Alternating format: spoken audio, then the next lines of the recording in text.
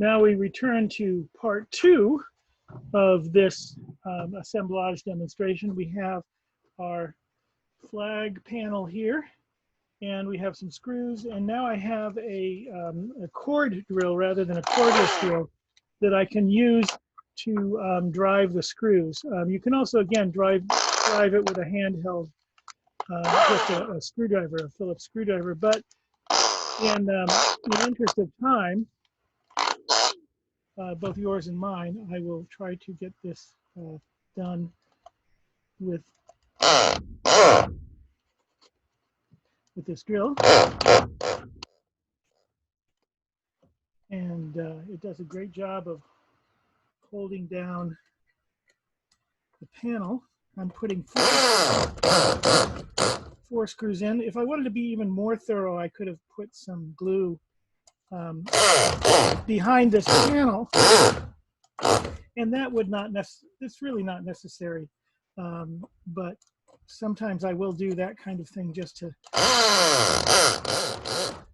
give it extra hold. But that's looking pretty good now. I have this back panel, which is going to suddenly become more subtle as I obscure most of the flag there. Now, how do I hold this on?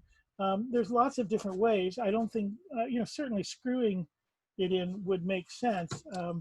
I'm not going to use any kind of adhesive because I think that would be challenging to hold that much weight and guarantee that it would stay over time. So I'm going to get a little longer screw because now we are looking at a deeper, we're looking at a kind of, there's a more thickness to go through. So I'll get screws that are just a little bit longer. And the other thing I've found over time is that screws are a great way to add more layering and more material. So I want to attach this, but maybe I can add more interest in layering. So I've got this piece of metal. This is an old piece of paint can that I've stripped, cut off and dealt with. And I drilled holes right where those openings are. And I could just put the screws there, or I could exaggerate their presence by putting on little gold washers. I have these gold washers. And washers do a number of things. They spread the pressure of the join on there, and they also, in this case, serve a kind of ornamental purpose as well. So I'm going to put this in there. And one of the rules for assemblage is it has to pass the shake test. This is my rule for when you're doing assemblage assignments. In other words, if I were to take it and shake it vigorously or drop it, it would all stay together. So that would be, that's a criterion. You want to make sure that you put these things together in a way that they hold together. And I have created for you a kind of library of different techniques of how to use different kinds of screws, how to use different kinds of nails, different kinds of adhesives. There's sections on your module that show you all of those things. And you can look through there, and you can also search YouTube for additional ideas about how to put things together. If you've got 2 materials, you want to put them together, you can always search on Google to find out best ways to do that. So I've got that piece screwed in there, and I'm going to screw this one in.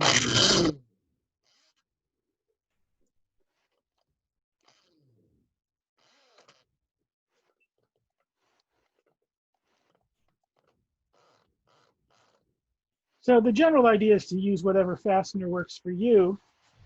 And you can see here also, this whole thing is taking on a little bit, almost like a mask kind of idea. These might be eyes, this could be a nose, this could be like a ponytail or something. It's not clear, it's not obvious, it's not that intentional, but I do have to recognize as I'm working that I may have been creating that impression. And so, the artist, if a viewer is going to see that, the artist can't really say, no, that's not what it is, because that's what they're seeing. And the viewer is legitimate. Now we have these 4, the viewer decides what they're seeing. We have these 4 areas, and I had different ideas I've been playing with. I thought maybe I could put, I could fill them with dice. I happen to have a collection of all kinds of dice. But then I thought, well, maybe I could just put different kinds of balls here.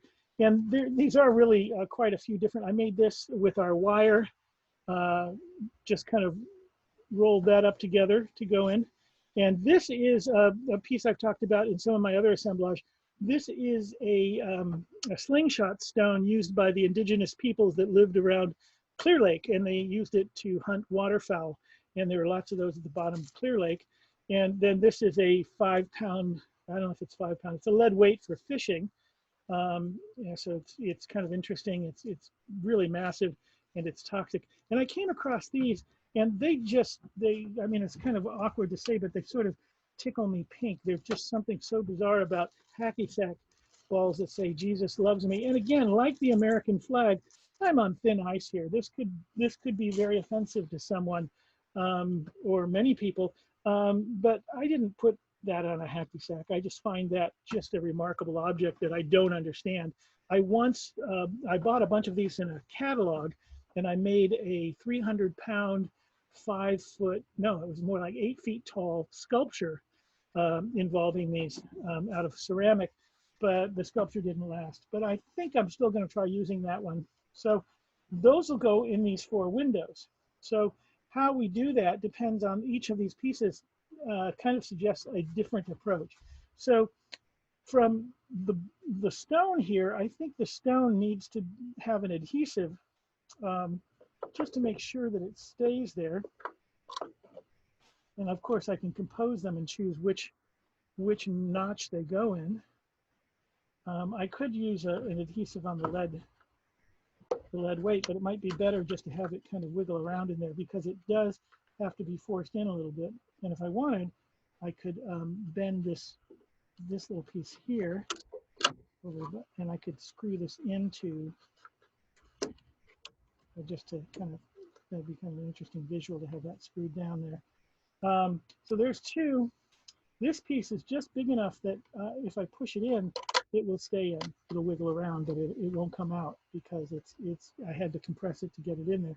And the same is true with this one. So I really only need adhesive for the stone, which would roll out. So, and I could put adhesive on some of these others, but you know, that's in there pretty well, so maybe I won't. So what I'm going to do to start with is I'm going to mix up a little epoxy. And you've seen there's a great couple of videos on using epoxy, and this is the epoxy that we've supplied for you. And so we're going to open this up. This is a 5-minute epoxy, and it really means that at 6 minutes you won't be able to do a thing with it. Actually, probably at about 3 minutes you won't be able to do a thing with it. And you don't want to mix up too much of this stuff. But I think I'll just epoxy that stone. It's conceivable it might work with the wood glue or the Elmer's glue, because the backing is wood. So here's what you've got here. You've got 2 things that you want to know about. This is a little cover for your when you're done, after you use it, to keep your glue fresh and doesn't let it dry out when you're done. And if you look at this cover, I don't know if you can see this kind of detail or if I can ever find it again. Ah, there it is. If you look at this cover, what you'll see is there's a little notch. There's a little tiny notch. Oop, there it is. Right there. So you see it's got a cover, and that notch matches a notch on these little area right here, so that the cover only goes on one way. And that's because the 2 liquids here are catalytic. When they come into contact, they harden. So you don't want to be able to put your cover on any which way, because one time it'll have the resin, one time it'll have the hardener. And what ends up happening, of course, is you end up with a problem, because you've started the catalytic process and all your glue sets up solid. So when you're first doing it, the first time you use your epoxy, you have the little plastic dish here that comes with it. That'll be nice for mixing the epoxy, and you get a little applier. So the second time, you might use some plastic, cup that you're recycling, or you might use some. And I use a nail usually or sometimes I have dental tools. So you want to keep an eye because you can put you put pressure on this plunger, and depending on how you put the pressure on, you'll get more out of one than the other. So you want to kind of keep it and guesstimate that you're getting the right pressure. And then I like to pull back on the plunger a little bit to take the pressure off so that more glue doesn't start oozing out. And then I right away, don't mess around, just cap that baby up, close it up so it's ready for the next usage. So, and you do not want this stuff on your body, your skin, anything. It can be pretty nasty. It's toxic. It will affect parts of you. It'll get into your, I think it attacks organs and such. So it's a very powerful tool, but it cannot be misused. So I'm going to take this stone, and it might be easier to put it on the stone directly, so I'll try that, because it's harder to know where it should go inside. And I want to build some up because it's going to kind of squish a bit. And I don't want to see it. One of the rules for glue is I don't ever want to see the glue. So that's there, and I just don't have to, if I don't move it for 5 minutes, it should be set up, and then 24 hours to fully set.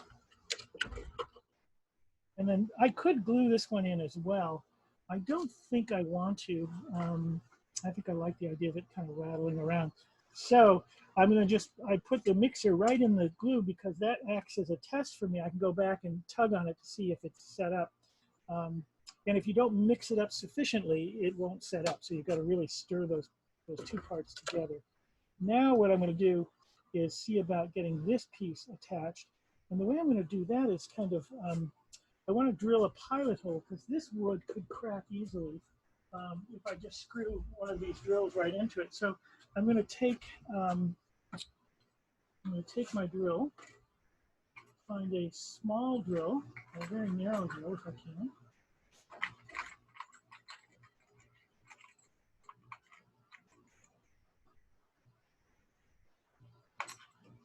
I just got to make sure that the threads on the screw I'm going to use will exceed the thickness of the drill. I have to be able to look and see that I can see threads on both sides, and I can a little bit, but that's really a little too big on the drill bit. I'm going to find a smaller drill bit.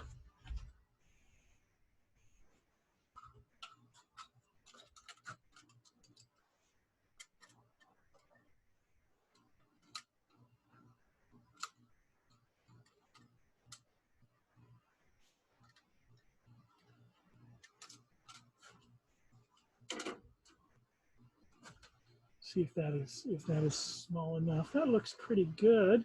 It's a little big. It's a big leap to the next size now. See what else I have.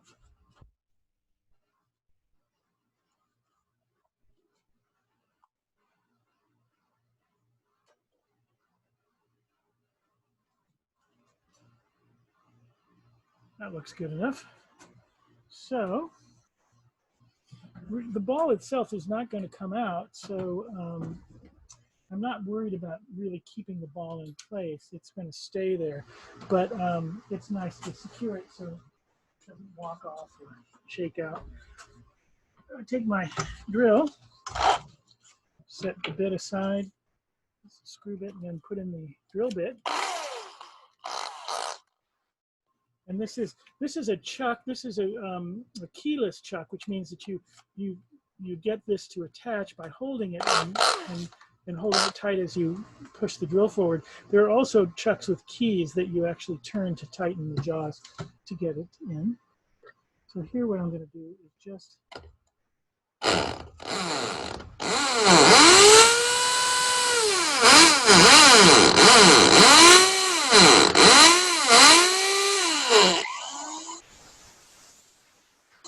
this is definitely one of the loudest drills I've come across. So we've got a hole drilled in there. And I think I'm going to keep with that exaggeration of I like that washer, how it's so kind of bold and has this little gold detail in it. And so I might have to do that in a little bit more. So put this back in.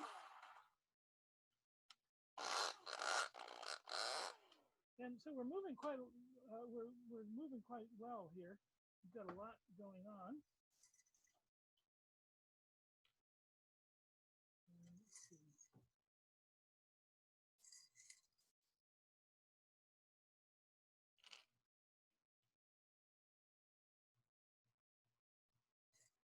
So I'm just going to mirror that little golden circle that I've used on this vertical piece of metal to attach everything. And then I'm going to go here and just drive that in place.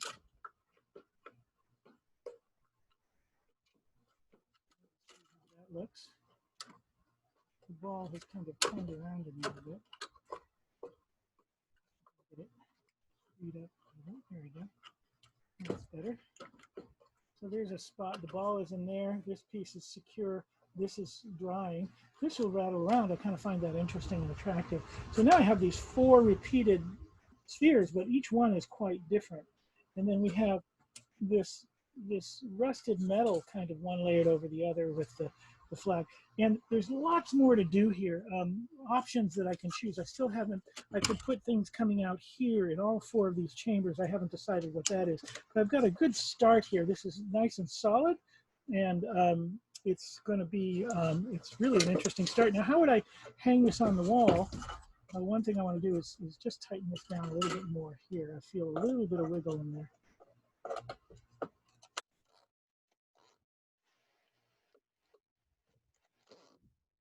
There we go. That's taking all that wiggle out. So now, when it comes time to hang it, I will use what's called a French cleat. And this is just a piece of wood, which is the same size, slightly smaller than the whole form that I'm building. And what I will do is I will attach this. Let's imagine that this is the sculpture. And I'm going to attach this on the back. Screw that into the back of the wood piece. And so it's in the back there. And then I take this piece here, the other piece, and I bolt this to a wall, say this is just pushing it against a wall with the angle coming in towards the wall. So the sharp edge is out here. And then when it's time to mount this, I take this and just, it's really, if I get this level on the wall, and I just drop this on and it hangs on the wall instantly. It's very quick and easy. So it's a great way to mount something. So that's how I'll do it. Well, this is a good start. You can see a piece that's almost done, a piece that's now medium, almost finished. It's kind of to the moderate stage. And then there's several other works in process that I don't know what I'm going to do yet. And this is what an assemblage studio might look like. There might be lots of possibilities. And there's so many wonderful objects to fool with. I do have some bronze scrap from a bronze foundry. I used to teach bronze casting. So, each one of us will attract scraps based on our lives here. I also have friends who know this kind of, to me, looks almost like a wing or something. So this might make it into something. It could even just sit on top of that. It seems a little bit too much. That would obscure a great deal. But, this is what I do. I just kind of look at it and see. I like the idea of that maybe sitting on top, but I also feel that that could be overwhelming. Here's, this is a piece of a shovel right here. Who knows how that might, that kind of looks interesting right there. That could work. So all kinds of things. And then once you figure out, boy, I really like that, how do I attach that? I could put some epoxy in it. I could epoxy it and then wire on the outside to make it look like the wire is holding it together. There's lots of options. I know I want to suspend some kind of plumb bob on this as well. I haven't figured out, there's no place to do that yet. So there's a lot to go on this, and I'll show you a finished photograph when I get it done. Enjoy your assemblage. Be playful, stay safe, make art.